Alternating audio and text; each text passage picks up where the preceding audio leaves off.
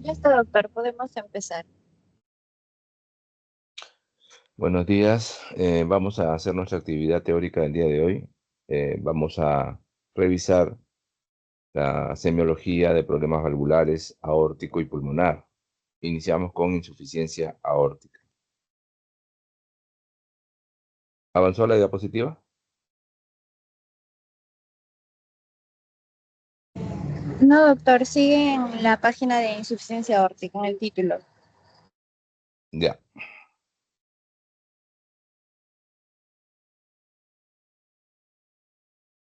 Ya, ahora sí avanzó, doctor. ya.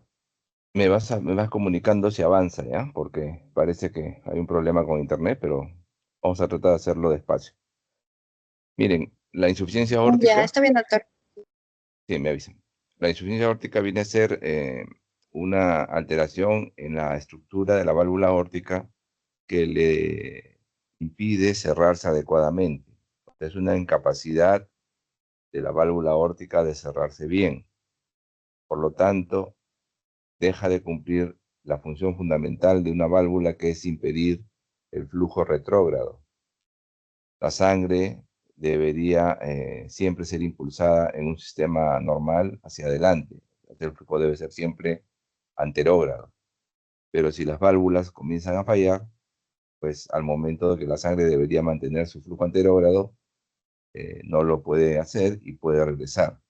En el caso de la válvula aórtica, la función fundamental es impedir el retorno de la sangre desde la aorta al ventrículo izquierdo en la diástole. Por lo tanto, si hay una insuficiencia aórtica, lo que va a pasar es que la sangre fluye de vuelta desde la aorta otra vez hacia el ventrículo izquierdo.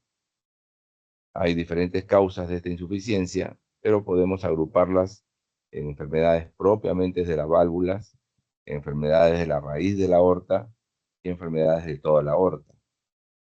Cuando hablamos de causas valvulares, de causas que afectan la válvula, las principales son las causas reumáticas, las causas congénitas, las infecciosas como la endocarditis, problemas degenerativos como un prolapso, o sea, una degeneración mixomatosa, trauma también, en el caso de un golpe, por ejemplo, de una persona que está manejando, frenan bruscamente y golpea el tórax contra el timón, bueno, puede hacer una afectación traumática de la válvula aórtica que cause insuficiencia.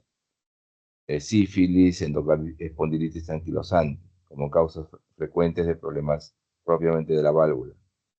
En cuanto a enfermedades que afectan la raíz de la aorta, la base de la aorta, tenemos la disección aórtica, la degeneración quística de la capa media, el síndrome de Marfan, la válvula aórtica bicúspide y el aneurisma familiar. Y enfermedades que afectan ya toda la aorta, bueno, la aortitis, una inflamación de la aorta propiamente, o una hipertensión crónica.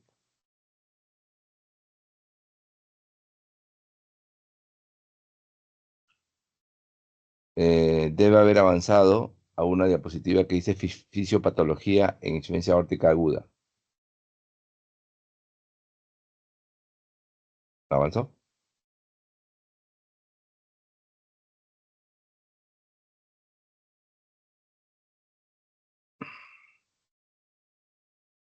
No, ¿Avanzó? doctor, un momento, a ver, por favor, si avanza. Ya.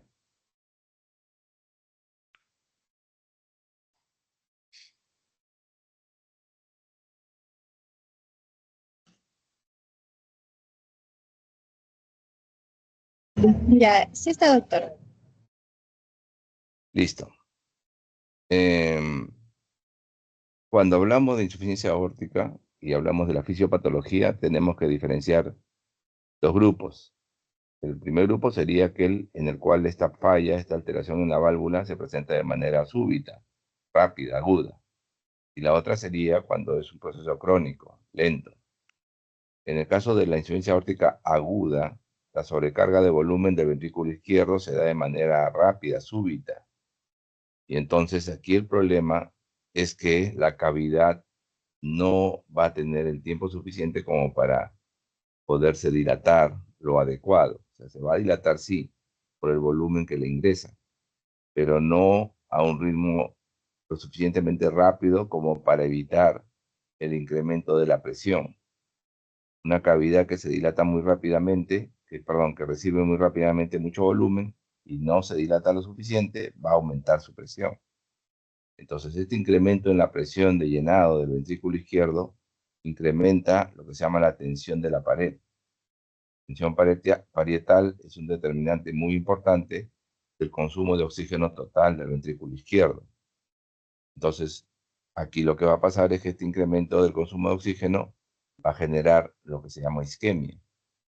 La isquemia es un desbalance entre el aporte y la demanda de oxígeno a la masa ventricular. Aquí el problema también es que hay incremento de la presión de llenado, el incremento de la presión de fin de diástole. El flujo coronario es fundamentalmente en diástole.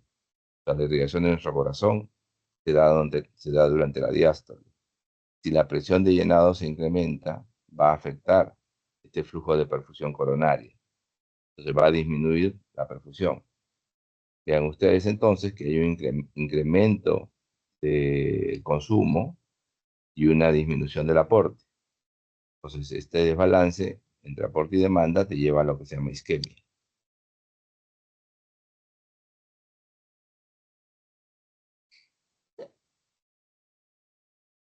Am, no sé si avanzó.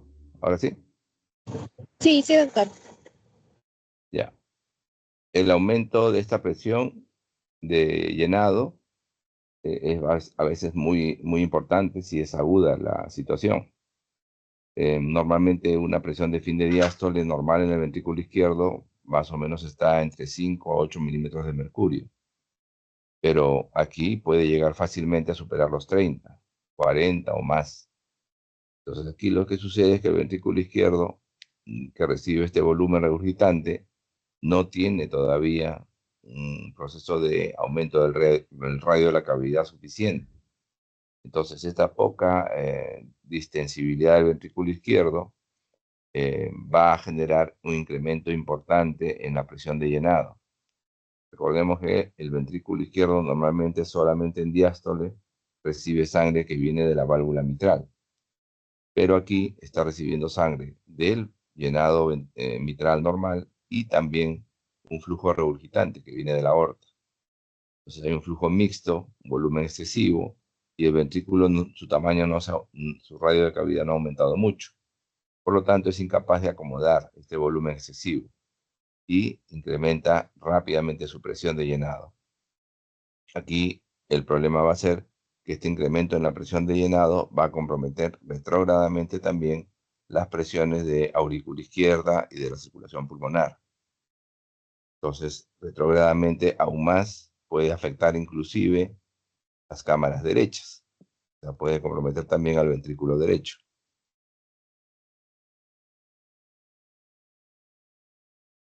Aquí hay una sobrecarga del ventrículo derecho, o sea, una sobrecarga de trabajo para el ventrículo derecho que va a generar que en el ventrículo derecho su función se ve afectada no solamente por este incremento de la presión de llenado del lado izquierdo, sino también porque el incremento de volumen del lado izquierdo, del ventrículo izquierdo, desplaza el septum interventricular hacia la derecha, como que ocupa espacio del ventrículo derecho. Y eso transmite presión de fin de diástole también hacia el lado derecho. Sumado al hecho, como les decía, de que la presión de la aurícula izquierda también se incrementó, se va a traducir todo esto en incremento de las presiones en el territorio de la circulación pulmonar. Y al final puede claudicar también el lado derecho en su función, explicando que estos pacientes tengan clínica de falla izquierda y también de falla derecha, lo que se llama insuficiencia biventricular.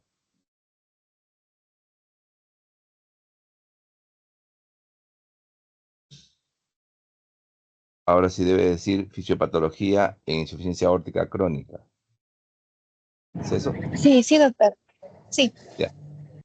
Bueno, aquí cuando hablamos de un proceso crónico, hablamos de un proceso en el cual el daño en la válvula se produce de manera lenta, meses o años.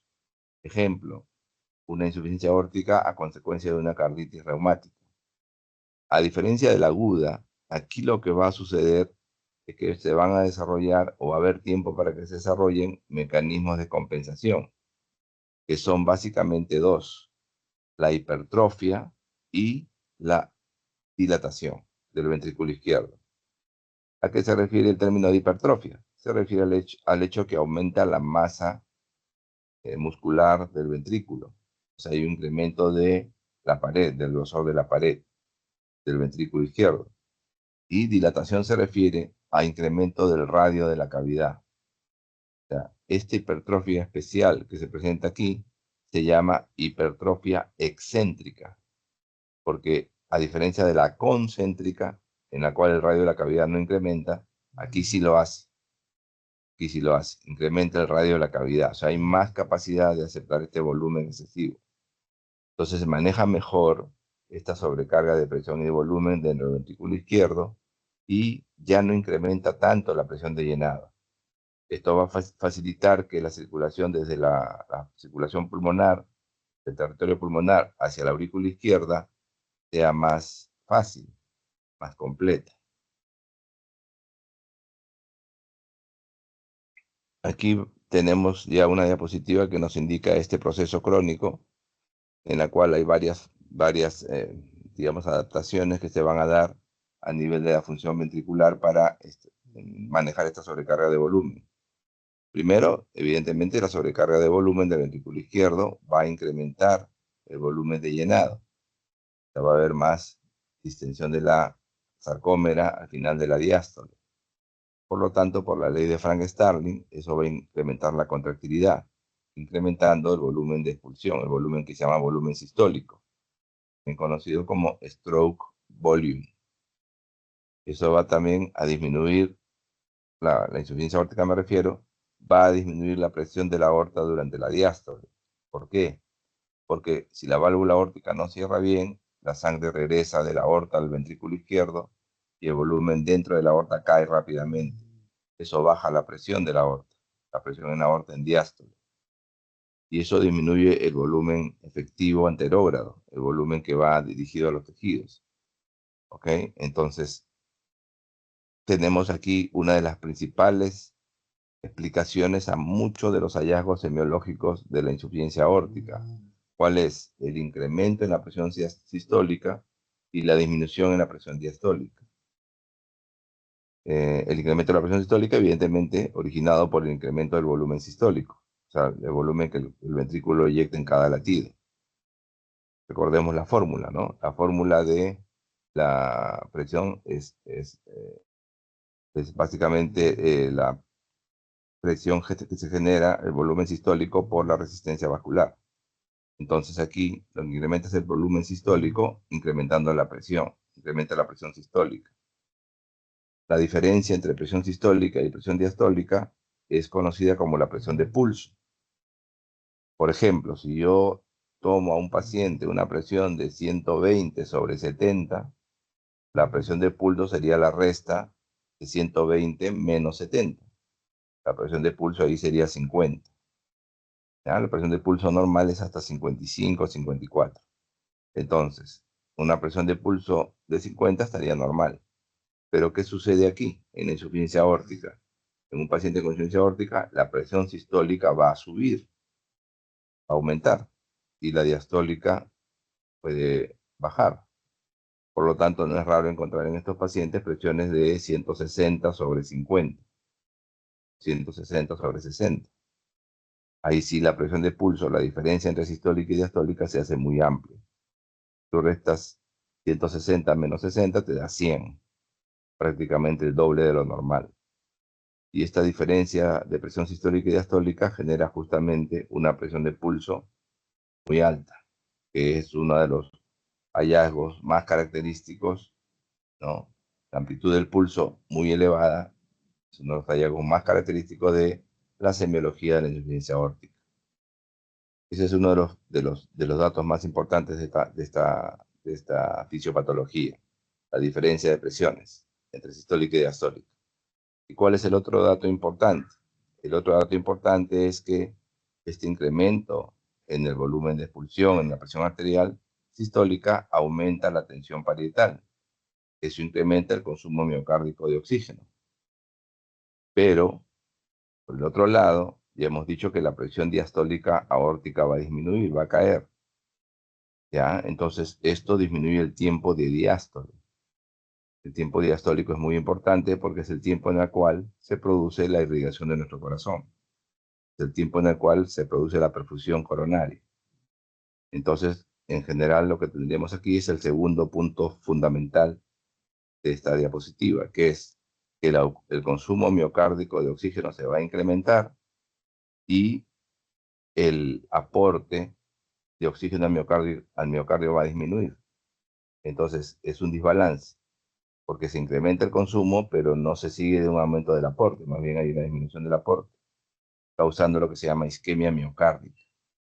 Y la isquemia miocárdica va a alterar la función contráctil y el miocardio va a entrar en un círculo, la función del ventrículo izquierdo va a entrar en un círculo vicioso en la cual se incrementa más esta isquemia, disminuye su contractilidad, incrementa la presión de llenado y esto sigue hasta que entramos en una insuficiencia cardíaca refractaria.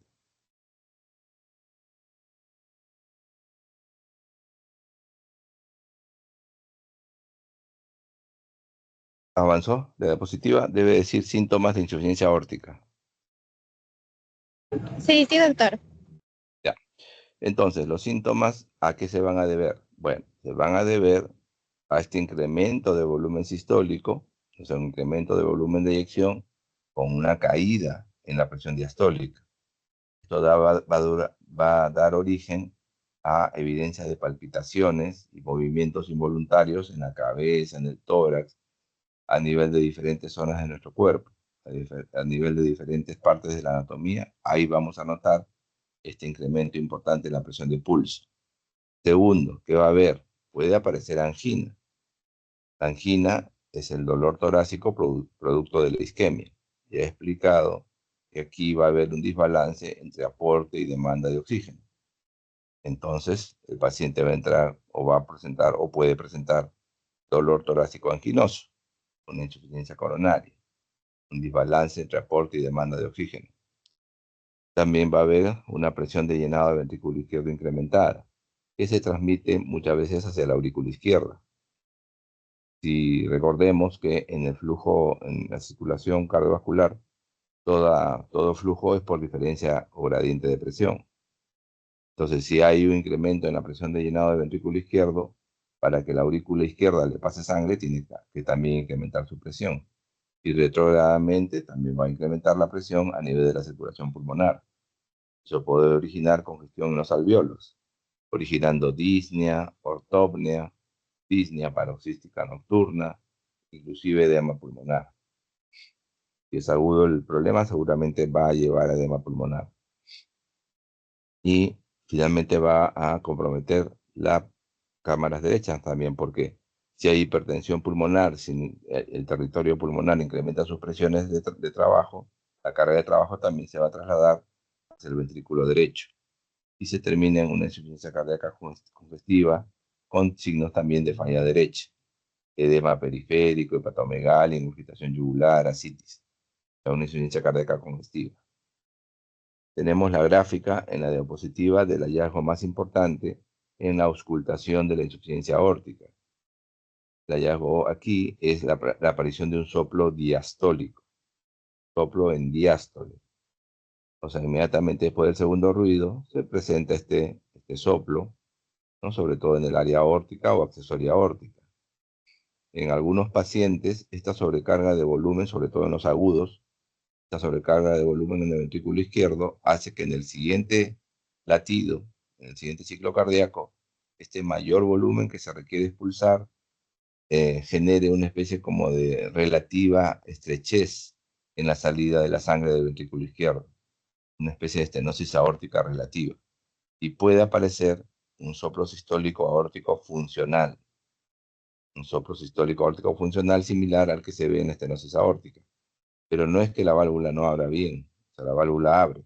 El problema es el exceso de volumen que tiene que inyectarse en una válvula que está de tamaño normal o de apertura normal. Entonces, este exceso de volumen genera una turbulencia en el flujo de salida que se puede escuchar, puede aparecer ese soplo sistólico aórtico funcional. También en la auscultación, después del segundo ruido, en algunos pacientes se puede escuchar un galope, un tercer ruido, producto de que el ventrículo queda al final de la diástole con un exceso de volumen. Al momento que abre la válvula mitral, ¿no? En el llenado, encuentra ya el volumen previamente sumamente lleno y la sangre cuando ingresa con resistencia, generando este tercer ruido. Entonces, básicamente, en la auscultación lo que buscamos es el soplo diastólico. Soplo diastólico. El problema es en diástole. En algunos pacientes, sobre todo agudos, sí puede aparecer un soplo sistólico, pero es funcional.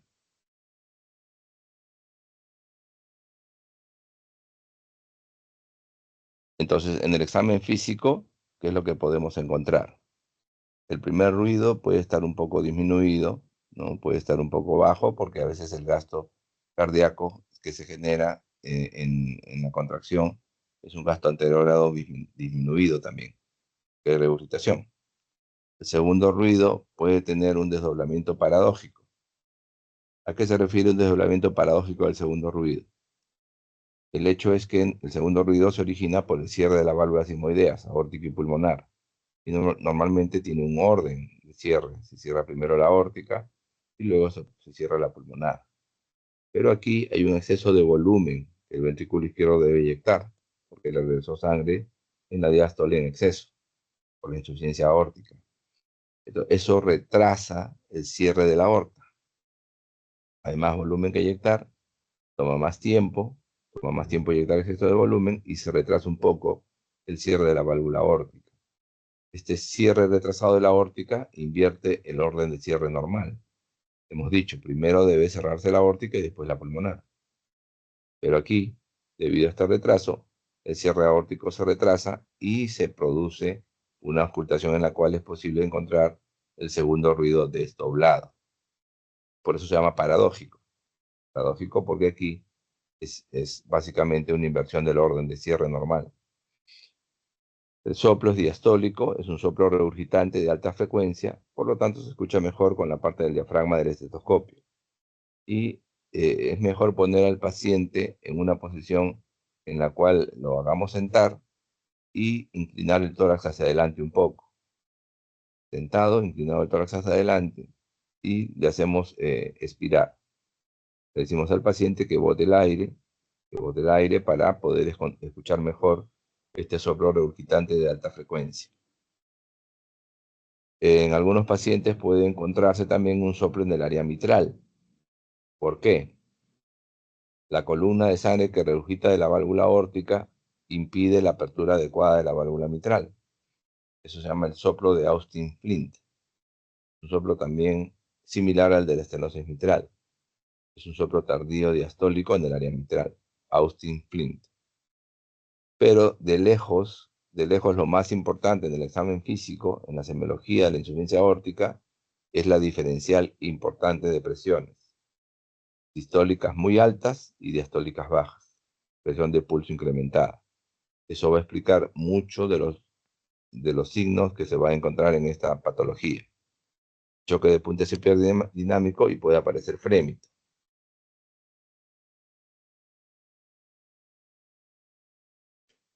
Entonces, los pulsos son lo más importante en los hallazgos de semiología, son pulsos altones, ¿ya? Una onda de pulso muy amplia, de gran amplitud. Entonces se ve, por ejemplo, un movimiento pulsátil de la cabeza. Eso se llama el signo de Muset, similar a los perritos que están en los carros que después de un bachecito se quedan moviendo. Bueno, así se mueve la cabeza del paciente con insuficiencia aórtica.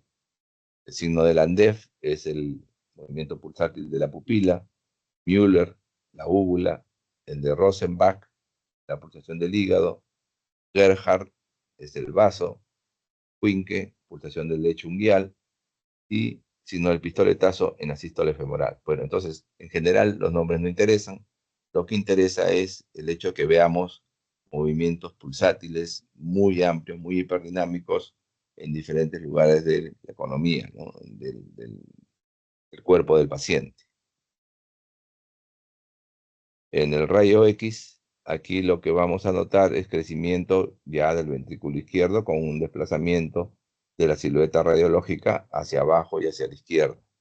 Esto indica crecimiento del ventrículo izquierdo. Y el manejo básicamente tiene que ver con vasodilatadores. ¿Por qué? Porque lo que intenta uno es disminuir la resistencia a la eyección de sangre del ventrículo izquierdo. ¿Para qué? Para que la mayor cantidad de sangre tenga un flujo anterógrado hacia adelante y menos hacia atrás. ¿Ya? Menos hacia atrás. Entonces, tratamiento médico, darle algún fármaco que disminuya la resistencia vascular. Si hay síntomas, pues, de sintomático de insuficiencia aórtica, debería considerarse una cirugía rápida. Si no es sintomático, podemos hacer seguimiento a través de técnicas de ecocardiografía y valorar si hay dilatación o caída de la contractilidad. Es así, debería considerarse cirugía. Entonces, debemos pues hacerle a todos los pacientes, en lo posible en nuestro plan de trabajo, un estudio para valorar la severidad de la valvulopatía. Y ese estudio habitualmente se hace a través de una técnica que se llama ecocardiografía. ¿Ya? Entonces, uno con la ecocardiografía puede establecer que esta insuficiencia aórtica es severa y valorar cómo está la fracción de eyección. Si el paciente es sintomático o tenemos dudas si lo llevamos a una prueba de esfuerzo y es sintomático, deberíamos considerar rápidamente la opción quirúrgica. Entonces, eso es un dato muy importante. Si en la clínica hay datos de disnea, ¿no? Síntomas de fatiga, debilidad, falta de aire, ortopnea, todos los datos de falla cardíaca, pues el paciente debería considerar un tratamiento quirúrgico rápido. Y si no tiene los síntomas, debemos hacerle la ecocardiografía para ver si hay caída de la fracción de eyección o dilatación de las cámaras. Parámetros de dilatación más frecuentes utilizados son el diámetro de fin de diástole del ventrículo izquierdo, si este supera los 70 milímetros, o el diámetro de fin de sístole, si supera los 50 milímetros. En pacientes en los cuales estamos haciendo seguimiento en consultorio, podemos utilizar el dosaje de los péptidos natriuréticos, el BNP, por ejemplo, o la fracción amino terminal de este péptido, el NT-proBNP. Los puntos de corte, 130 picogramos por mililitro para el proBNP y 602 para el NT-proBNP. Si estos niveles están permanentemente elevados durante el seguimiento del paciente, durante más de un año, entonces significa que este paciente posiblemente esté entrando en un deterioro permanente de la función ventricular y deberíamos adelantar la indicación quirúrgica. O sea, deberíamos decirle o hablarle al paciente que debería operarse pronto. Otra técnica que es útil para valorar el momento quirúrgico es hacerle una eco de estrés, ecocardiografía de estrés, para valorar la reserva contráctil del ventrículo izquierdo. Si la reserva de contracción disminuye, también es un indicador que deberíamos plantear cirugía. Entonces, el tratamiento de la insuficiencia aórtica se basa en la detección también de una raíz de aorta dilatada, ¿no? Si hay una raíz de aorta dilatada, deberíamos sí considerar indudablemente el cambio, no solamente de la válvula, sino también de la raíz. Entonces, reemplazar a veces la raíz de aorta por un tubo valvado. Se dice que si una aorta en su raíz ya mide más de 5 centímetros de diámetro, debería considerarse la cirugía. Si no tiene esta dilatación significativa de la raíz, se valora la propia válvula. Si tiene una insuficiencia aórtica grave y el paciente es sintomático, debería ir a cirugía. Si no es sintomático, debería valorarse por ecocardiografía su fracción de eyección y su dilatación de cámaras.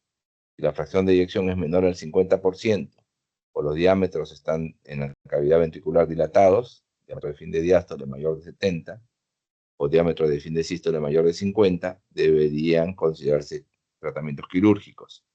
Si no tiene esto, podría ir a un seguimiento. Vamos a tocar ahora el tema de la estenosis aórtica. En estenosis aórtica, bueno, aquí el problema es más bien que la válvula aórtica no abre adecuadamente en sístole. En insuficiencia aórtica que acabamos de revisar, el problema es del cierre, en diástole.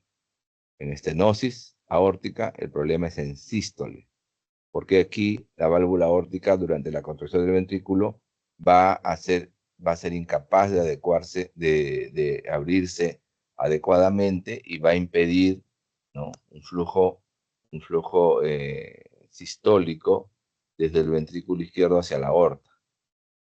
Entonces no circula muy bien, hay una obstrucción a la salida de sangre del ventrículo izquierdo. Eso causa de que el ventrículo izquierdo tienda a compensar, o sea, tiende a hacer una mayor fuerza para poder eyectar más sangre. Eso causa un incremento del gradiente entre el ventrículo izquierdo y la aorta. La etiología puede ser reumática, degenerativa o congénita. Entonces, aquí hay una obstrucción a la eyección ventricular izquierda que hoy día vamos a revisar, puede ser en el plano valvular, pero también puede estar esta obstrucción anatómicamente por encima de la válvula, que se llama estenosis supravalvular, por debajo, subvalvular, o a consecuencia de un grosor incrementado de el músculo cardíaco, una miocardiopatía hipertrófica. Cuando hablamos de una obstrucción valvular, esta puede ser congénita o puede ser adquirida. La causa más frecuente actualmente es la calcificación degenerativa de esta válvula, lo que se conoce como estenosis aórtica senil. También hay algunos pacientes que pueden ser a consecuencia de una fiebre reumática que afectó la válvula en la adolescencia, en la infancia. Entonces, normalmente la válvula aórtica tiene 3 velos, es tricúspide, pero en algunas personas estos velos se pueden, digamos, al nacimiento fusionarse y generar lo que se llama una válvula bicúspide, que tiene solamente o inclusive hasta unicúspide, o sea, 2 velos o una sola apertura, causando que una sobrecarga hemodinámica sobre estas válvulas, engrosándolas, degenerándolas, y puede generar a lo largo de la evolución la estenosis. Entonces puede haber estenosis aórtica congénita, reumática, lo que hablamos de la válvula aórtica bicúspide, o una degeneración senil, como causas más frecuentes. Entonces, en la fisiopatología de la estenosis aórtica, aquí el problema es una reducción en la apertura de la válvula aórtica. No abre bien. Eso incrementa el gradiente de presión entre el ventrículo izquierdo y aorta. Por ejemplo, yo puedo tener una presión arterial que tomo con el brazalete en 100/60, pero si colocara un catéter para medir la presión dentro del ventrículo izquierdo, podría tener 200 en la sístole, en la contracción. Eso me dice a mí que el problema valvular, estenosis aórtica, genera una pérdida, una caída, una gradiente en la presión de 100 milímetros, porque el ventrículo genera 200, pero yo mido en el brazo 100.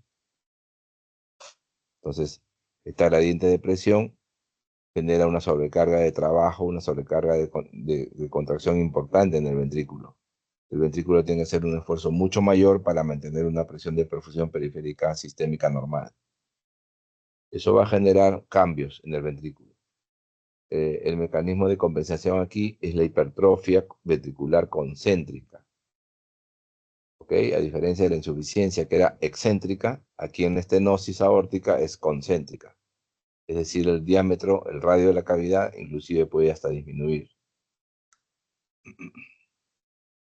Esa hipertrofia de la pared ventricular causa una disminución en la distensibilidad del ventrículo izquierdo. O sea, se va a relajar con cierta dificultad. Y hay una mayor necesidad de oxígeno por el miocardio, incrementando la tensión de la pared. En los síntomas, la estenosis aórtica puede ir muchos años asintomática. Pero cuando en la evolución de la estenosis aórtica el paciente empieza a tener síntomas, realmente su pronóstico se ensombrece mucho. ¿Y qué síntomas puede producir la estenosis aórtica? Básicamente son 3. disnea de esfuerzo, o sea, datos de falla cardíaca, angina de pecho y el síncope. Entonces, no olvidemos los tres hallazgos fundamentales en la clínica del paciente con estenosis aórtica: disnea, angina, síncope. En cuanto a los signos, el pulso se hace pequeño, de pequeña amplitud, que se llama parvus, y un poco tardío en su acné, en la parte, o sea, demora en alcanzar su flujo máximo. Eso se llama tardus, parvus et tardus, pequeño y lento, o pequeño y tardío. El choque de punta se hace intenso y puede aparecer un frémito, una vibración en la zona de la válvula aórtica o accesoria aórtica. Lo característico aquí es un soplo sistólico, mesosistólico, en el foco aórtico con irradiación al cuello. Este soplo tiene una forma romboidal, o sea, como si fuera un diamante. Durante la sístole asciende y luego desciende. Mientras más demore en ascender, mientras más demore en alcanzar su mayor intensidad en sístole, más severa es la estenosis, mayor severidad de la estenosis.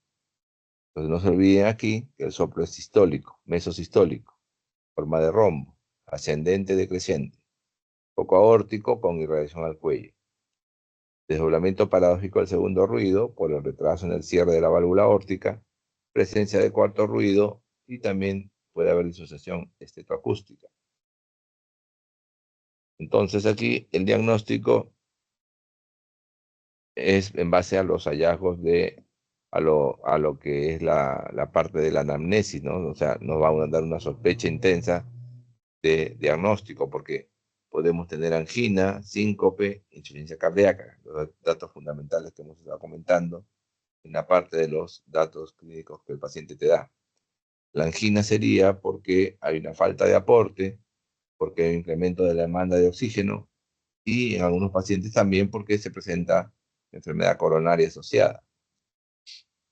El síncope se da por una obstrucción fija a la eyección de sangre, el tracto salido del ventrículo izquierdo, y una dificultad para aumentar el gasto cardíaco. La insuficiencia cardíaca es por difusión sistólica o diastólica y porque con la sobrecarga de trabajo del ventrículo se va sobrecargando esta estructura contráctil y puede ir a lo que se llama la fibrosis.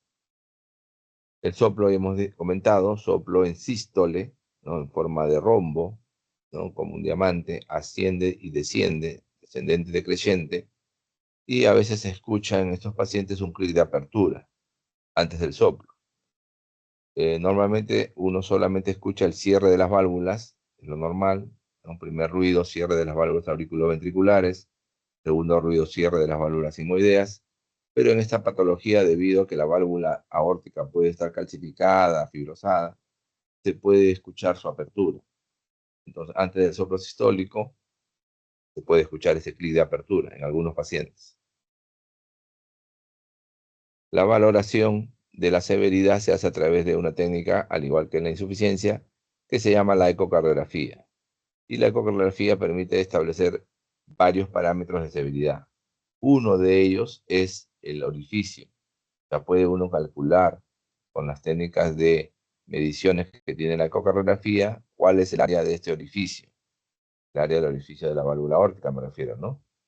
Y otra de las cosas importantes que uno puede valorar es la gradiente de presión que existe entre la aorta y entre el ventrículo izquierdo y la aorta.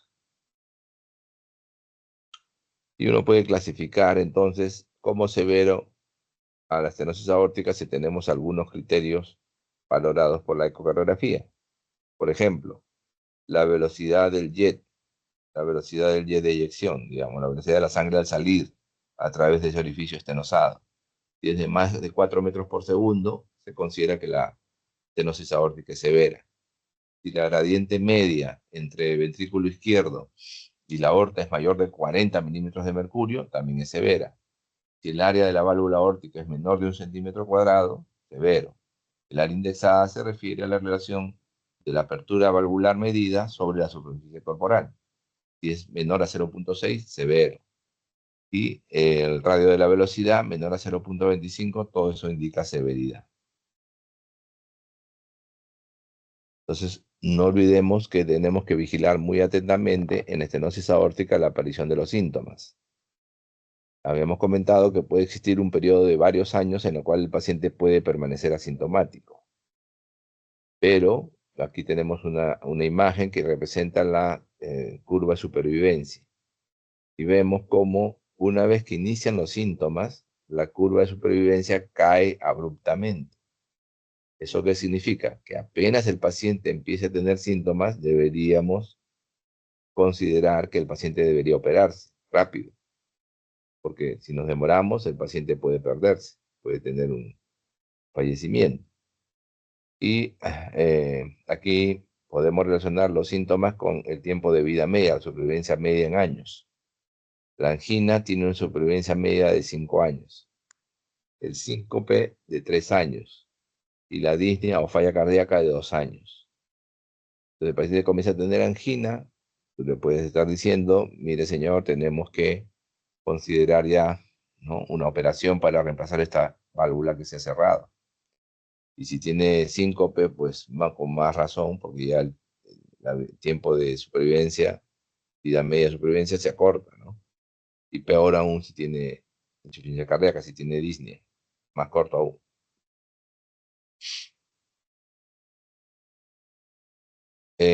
Las curvas que acabamos de mostrar de supervivencia, ¿no?, son para pacientes que tienen lo que se llama estenosis aórtica a edades medianas, ¿no?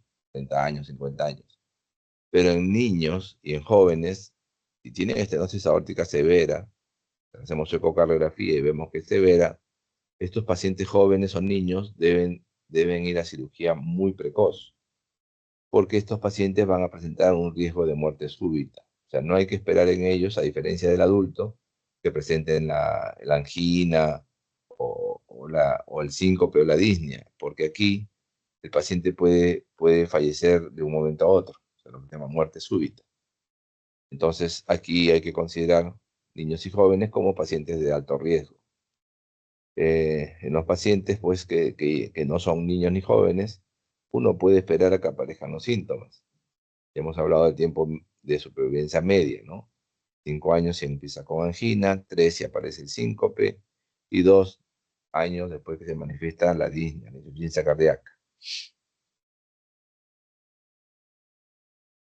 Intervenir una válvula aórtica es un procedimiento que ha ido haciéndose más frecuente y más seguro a lo largo del tiempo, pero muchos pacientes no están dispuestos a soportar el trauma que significa cambiar una válvula aórtica quirúrgica, ¿no?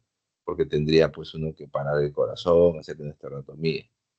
Entonces, muchos de estos pacientes seniles, que es, como hemos dicho, es una de las causas más frecuentes de estenosis aórtica, la estenosis senil, muchos pacientes seniles se están descartando de operarse por su edad, porque tienen comorbilidades, porque tienen riesgo quirúrgico elevado. Entonces están desarrollando técnicas en la cual se puedan reemplazar estas válvulas aórticas estenosadas mediante procedimientos que son solamente por catéter y no por cirugía. Se llama el TAVI, ¿ya? El TAVI. Ese es el nombre del procedimiento de reemplazo de la válvula aórtica por técnicas de tipo catéter, TAVI.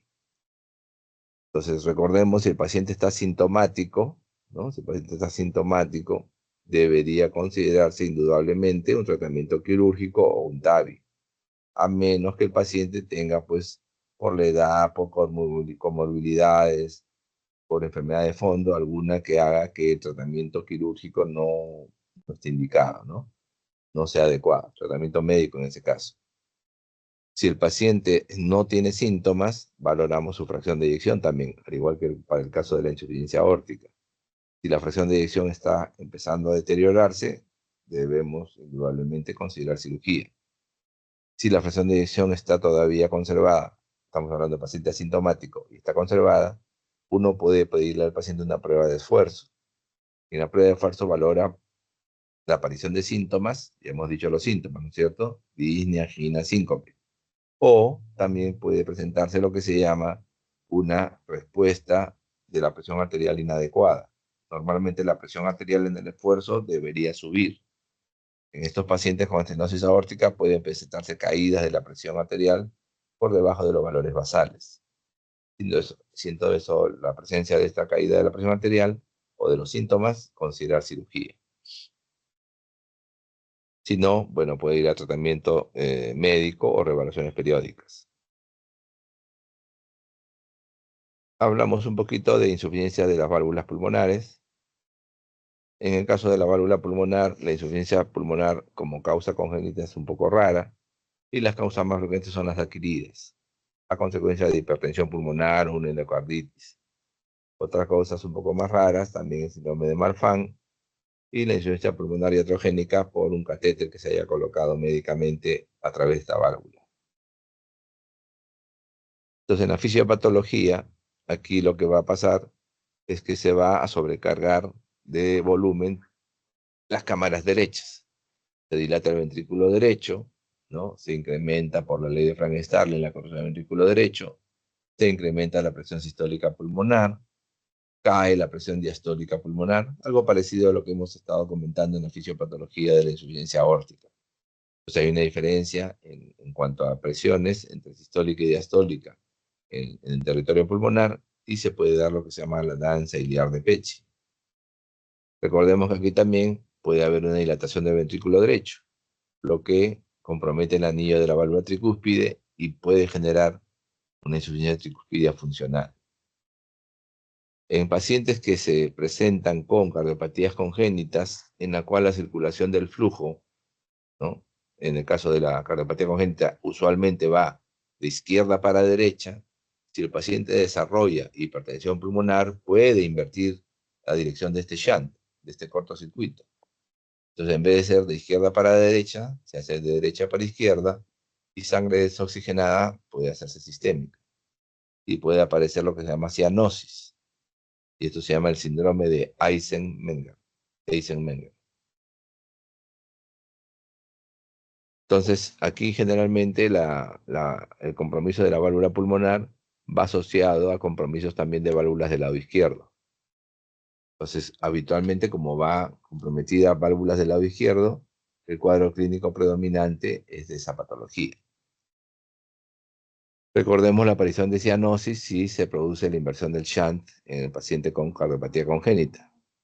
El paciente con estenosis mitral puede, en teoría, bueno, relativamente mejorar de la disnea del cuadro de falla cardíaca izquierda porque le llega menos sangre y puede aparecer falla derecha, ¿no? Edema, patomegalia, citis.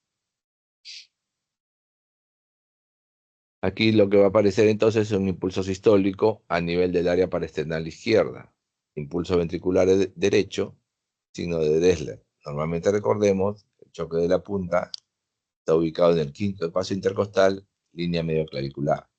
Pero aquí vamos a notar que hay mayor impulso, mayor sensación de aparición de este golpecito en nivel del área parasternal izquierda. Entonces, impulso ventricular derecho. En la ocultación, el segundo ruido carece del componente pulmonar y puede aparecer desdoblado. También puede aparecer tercer y cuarto ruido que están en el cuarto espacio intercostal izquierdo que se incrementan con la inspiración. Todas las patologías que afecten el lado derecho, digamos, si queremos diferenciar cuando estamos haciendo ocultación en la semiología, si el problema es izquierdo o derecho, podemos hacer que el paciente tome aire. Esta maniobra se llama maniobra de Rivero-Carvalho. Y si el soplo incrementa intensidad, entonces es más probable que sea de causa derecha. El soplo aquí es diastólico, de baja intensidad y breve, y ya hemos dicho que incrementa con la inspiración. Aquí también puede haber un soplo que se llama el soplo de Graham-Still, que se produce después del segundo ruido, en forma decreciente, y se incrementa durante la inspiración en el segundo, tercer y cuarto espacio intercostal izquierdo. En el EKG, bueno, hay un bloqueo incompleto de la rama derecha, muchas veces onda P un poquito elevada, onda P pulmonar. En la radiografía, crecimiento de cámaras derechas, dilatación de la arteria pulmonar, terminación súbita de las arterias pulmonares y disminución del flujo pulmonar. En la parte hemodinámica, bueno, lo que vamos a notar es incremento de la presión sistólica ventricular derecha y disminución de su presión diastólica. Algunas veces la elevación de la presión del lado pulmonar puede ser muy importante e inclusive puede alcanzar las presiones sistémicas. Normalmente, pues, una presión normal en arteria pulmonar es de 25 hasta 25 milímetros de mercurio. Es prácticamente la quinta parte de la presión que se maneja en la aorta, ¿no? Pero aquí se puede incrementar. La ecocardiografía es la técnica de elección, al igual que en muchas otras valvulopatías, y lo que muestra es la regurgitación pulmonar, la regurgitación o insuficiencia pulmonar, ¿no? Puede mostrar crecimiento de las cavidades derechas, puede mostrar inclusive la razón, la etiología de la insuficiencia pulmonar. Por ejemplo, si una válvula pulmonar está rota o está fisurada, o vegetaciones por endocarditis en drogadictos, o defectos congénitos asociados.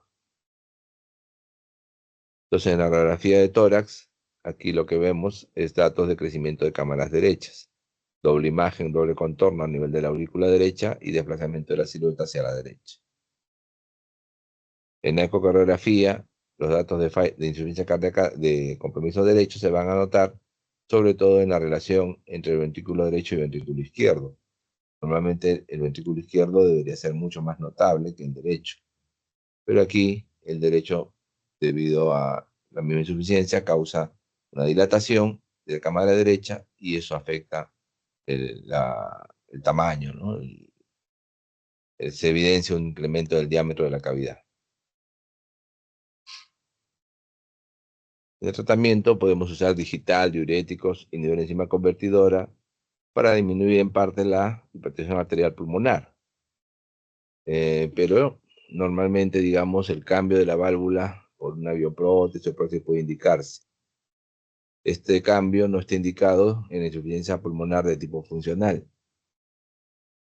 Esta es una de las causas por las cuales muchas veces en nuestro medio no se toca realmente la válvula pulmonar.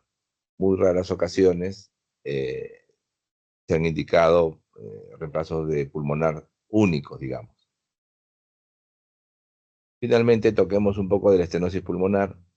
Estenosis de la válvula pulmonar la etiología es una de las más frecuentes a nivel de las causas congénitas, incluso se da en el 10% de estos pacientes. También otra etiología frecuente es la cardiopatía reumática, la valvulopatía reumática, que puede dar lugar a inflamación, fusión de las comisuras, calcificación de las válvulas, que da esta estenosis. También en un síndrome carcinoide, y hay pseudoestenosis pulmonar en ocasiones como resultado de la obstrucción del tracto de salida del ventrículo derecho. Entonces aquí hay una sobrecarga sistólica proporcional a la estenosis. Mientras más estrecha está la salida de la válvula pulmonar, pues mayor es la sobrecarga sistólica. Eso compromete pues la aurícula derecha, y en casos en los cuales la presión de la aurícula derecha se eleve mucho a través de un foramen oval permeable, puede haber un cortocircuito de derecha para izquierda que lleve sangre desoxigenada al lado izquierdo. Eso da cianosis. Entonces, no olvidar entonces que una estenosis pulmonar, si es muy severa, digamos que el circuito circulatorio busca que la sangre llegue al pulmón. Si hay una estenosis pulmonar muy severa, entonces bypassea esta obstrucción y hace llegar la sangre a través de un foramen o un ductus hacia el pulmón, ¿no? En estenosis pulmonar leve, el paciente puede estar asintomático y en las formas graves puede haber lo mismo o muy similar a lo que tiene la estenosis aórtica. Síncope, angina, disnea, pero aquí se puede agregar cianosis. En el examen físico de una estenosis pulmonar, las ondas A están aumentadas porque al contraerse la aurícula, la sangre no puede avanzar, la sangre regresa. Entonces se forma una onda A prominente. En la inspección y palpación del tórax puede aparecer el signo de Dressler, ya hemos dicho que es el impulso ventricular derecho, y la pulsación de la arteria pulmonar dilatada en su porción postestenótica.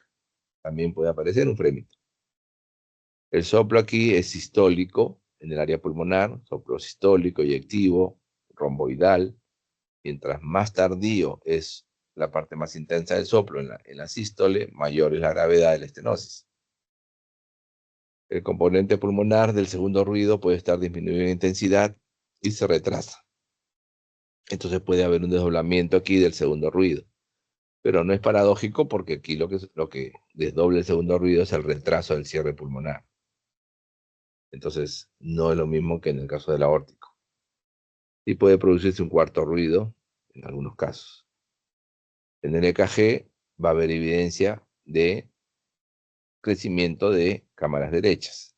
Entonces va a haber lo que se llama la onda P acuminada o P pulmonar, y en el electro claramente es datos de crecimiento del ventrículo derecho o hipertrofia ventricular derecha.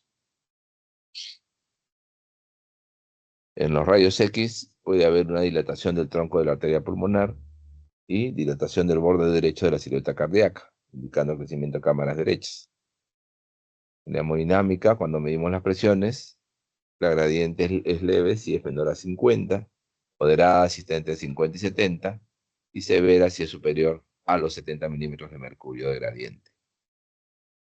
La ecocardiografía muchas veces es suficiente para el diagnóstico de estenosis pulmonar, donde podemos medir claramente el gradiente sistólico transvalvular pulmonar.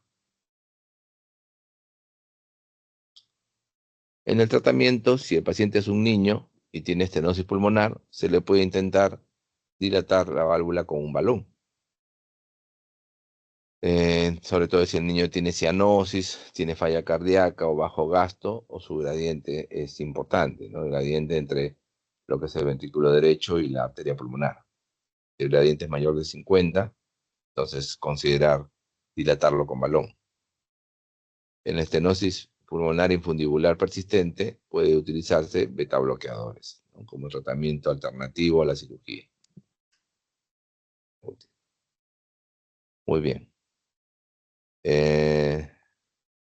¿Alguna pregunta sobre lo que es valvulopatía aórtica y pulmonar?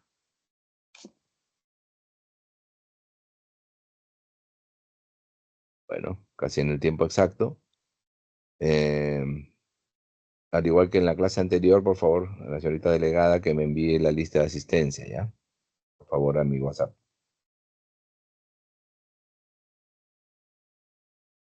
¿Usted me escuchó?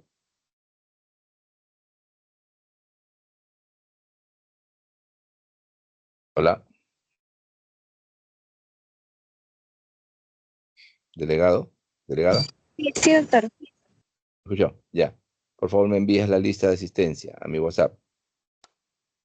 Ya, ya, doctor. Si me puede compartir la clase, por favor. Ya, ahí te la envío. La grabaste, ¿no? Pusiste grabación. Sí, sí, doctor. Sí, sí. Listo, ahí, listo. Ya nos Ya, vemos. doctor, muchas Vaya, gracias.